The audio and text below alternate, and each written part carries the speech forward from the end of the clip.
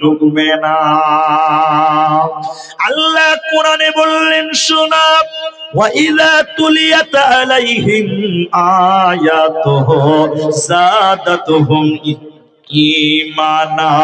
যখন মুমিন কোরআন তেলাওয়াত করবে মুমিনের ঈমান বাড়বে।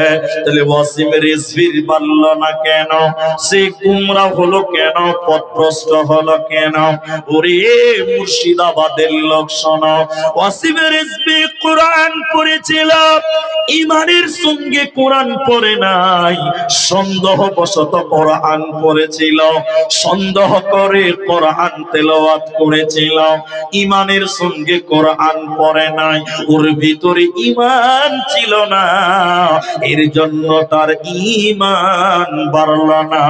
ওর ঈমান বাড়বে না, বাড়বে না।